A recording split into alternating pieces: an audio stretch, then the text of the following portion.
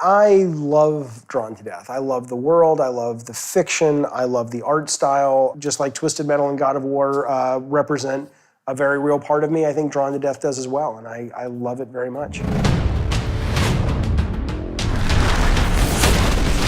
Welcome to hell, you sons of bitches!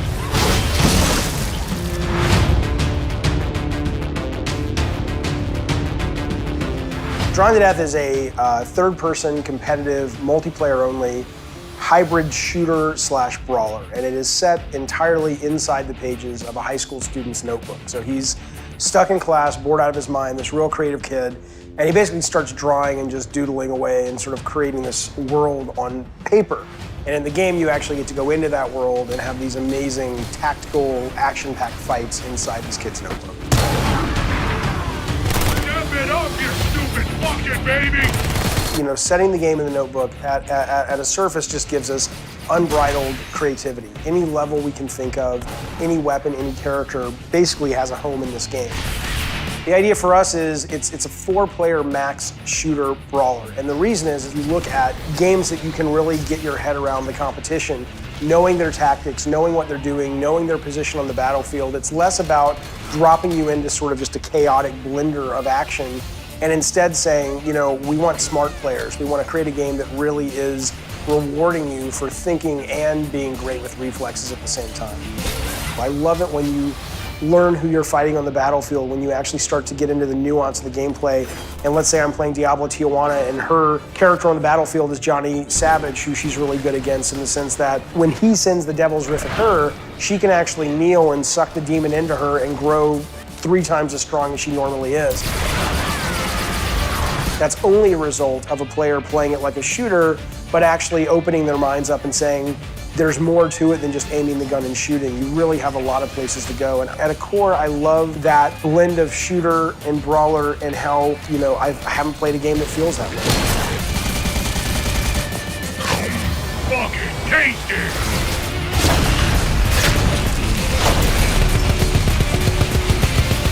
You did okay, I guess. I mean, 3rd place. Obviously, the tech has changed, the size of the teams has changed, how we get our games out to the public has changed, but ultimately what never changes, I think, is always chasing that North Star that is fun and always chasing that elusive achievement of engaging a player. I think back to to me being right out of college with graph paper and whiteboard going, how is this level going to be fun? What's different about this than what's already on the market? Our goal is to build a great game first, but then a really cool universe on top of that, that players who are into it can kind of get a lot of, joy discovering.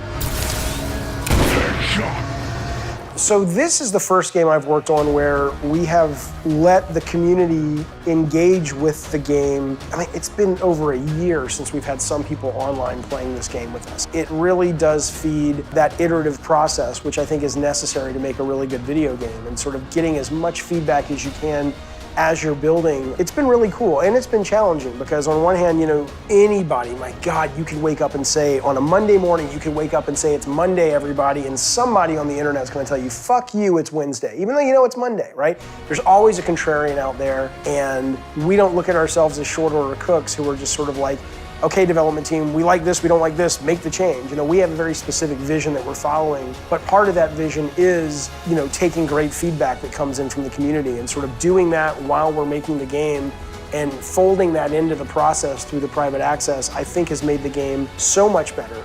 It's been actually very fulfilling is when you go online now to people who do not work for Bartlet Jones, they do not work for Sony, but they're using the words, they're using the language, our game. And this is what we're trying to do. And there's a sense of they have as much ownership now in this as we do. It's very moving to us because it cements and it reflects the fact that they feel like we do, that this is a really cool thing that we're all working on together. So it's very easy to engage with the Drawn to Death team and to become sort of part of the Drawn to Death community because we welcome that.